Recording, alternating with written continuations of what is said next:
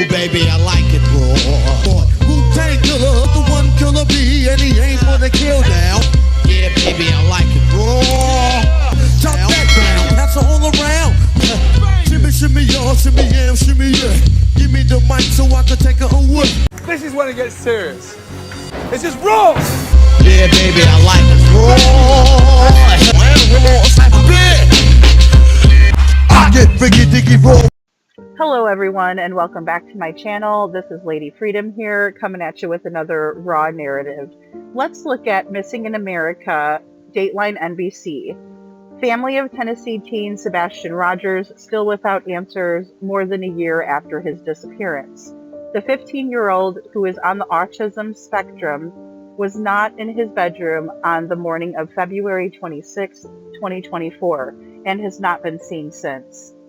He does have a lot of personality. I mean, he's got that teenage attitude going on where he's all over the place. So one minute he's angry, and next minute he's laughing and joking, and the next minute he's like, "I'm going to my room."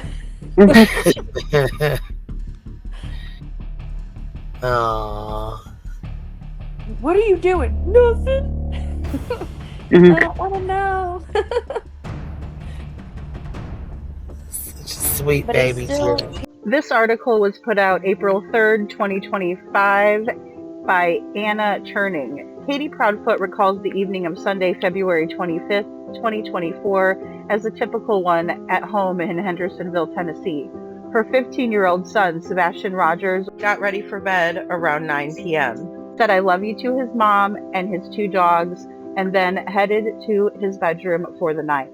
Katie remembers hearing a noise come from Sebastian's room around 10 p.m. "I hollered out to him and he answered me," Katie said. "I didn't think a whole lot of it." What are you doing? Nothing. I don't want to know. About an hour later, Katie went to bed. She had no idea her life would be very different in the morning. Monday morning, Katie went to her son's room.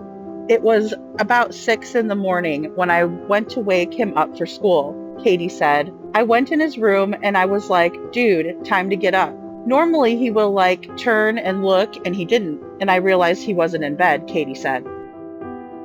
I'm gonna have to call bullshit on this one. Unless Sebastian arranged his pillows as if he was trying to sneak out of the house, then Katie would have known that Sebastian wasn't in his bed when she went into his room, because all she would have had to do is look at his bed and know that he wasn't in there. The following moments are every parent's worst nightmare. "I looked everywhere in and around the house. I couldn't find him," Katie said. "I checked his bathroom and he wasn't there. And I was like, okay, well, maybe he went to the kitchen. Maybe he got up before me. And so I went through the house. And when I didn't see him is when I was starting to panic a little bit," Katie said. "And I ran through the house, literally every area of the house, everywhere. And that's when I really started to panic." Katie says she jumped in her car and began driving around the neighborhood. Katie also called her husband, Chris, Sebastian's stepfather, who was out of town on a business trip at the time. "It's like terror," Katie told Dateline. "What happened? Where did he go?" "I was in my car and I stopped and asked one of the ladies walking her dog, and she was like, no, I haven't seen him. And it really started to kick in at that point," Katie said.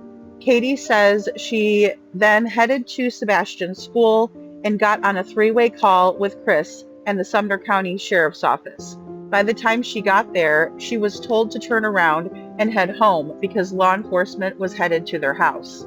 It was just like more and more people were coming and everyone was looking, and every time someone came back and they didn't have him, Katie couldn't finish the thought.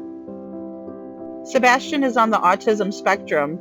You wouldn't recognize him as a special needs person just by looking at him," Katie said. "He is smart and capable and functional, but he does have areas that he struggles in."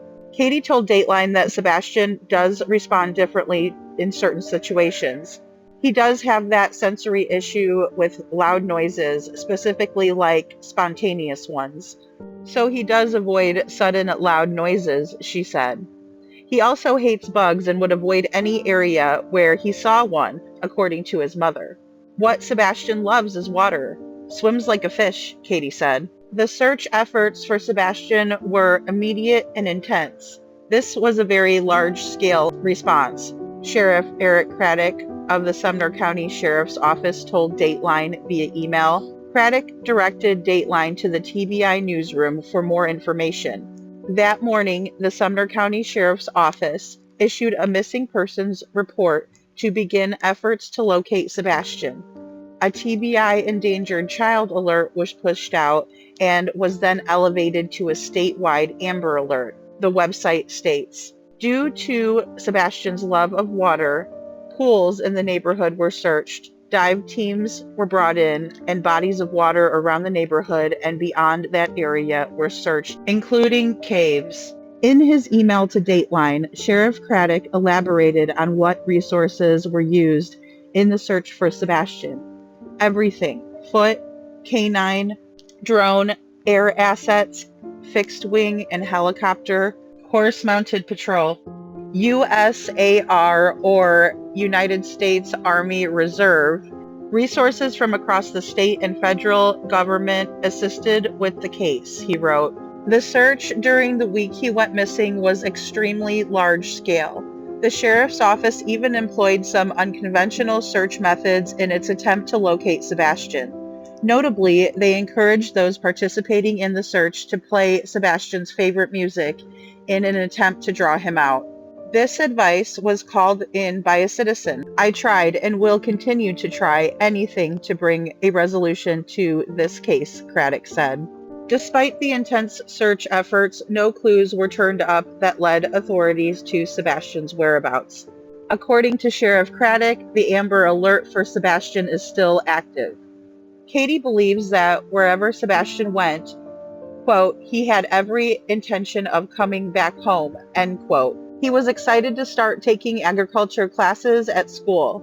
They actually have animals in the school that the kids will work with as they advance through the classes, Katie said. And that was what he really wanted. He wanted to get in there and start working with the animals. Sheriff Craddock wants to assure the public that the investigation into Sebastian's disappearance is active and ongoing. Our team is committed to following every lead, analyzing every piece of evidence, and uncovering the truth about what happened to Sebastian Rogers, he wrote in a statement to Dateline. We understand the community's deep concern and desire for answers, and we share that concern. However, I urge everyone to rely on verified information from law enforcement rather than online speculation. Misinformation can hinder the investigation and distract from our efforts to bring Sebastian home.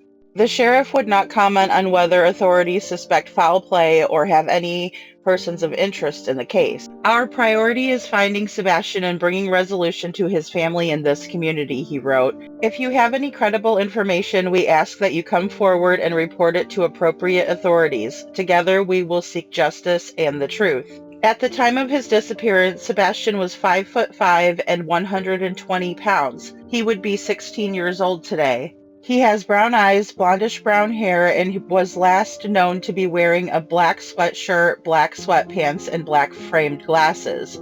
The Proudfoots believe Sebastian may not have been wearing shoes when he disappeared. Every pair of shoes in this house have been accounted for, Chris Proudfoot told Dateline.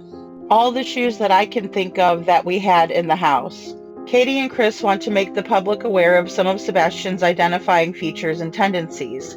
He has large freckles on the back of his neck and walks on his toes. He also has a unique run, putting his arms slightly behind his back and leaning forward. They urge anyone who thinks they see Sebastian to not approach him, but instead take pictures and call 911. Let law enforcement handle it if somebody spots him, but please stay vigilant, Chris said. The TBI newsroom asks anyone with credible information about Sebastian to reach out to the TBI tip line at 1-800-TBI-FIND. If the tip includes a possible sighting, pictures should be sent to tips2tbi@tbi.tn.gov. The sheriff urges any photographic information to be sent immediately as Time may be of the essence in relevant sightings, the website states. The FBI is offering a reward of up to $50,000 for information leading to Sebastian's whereabouts.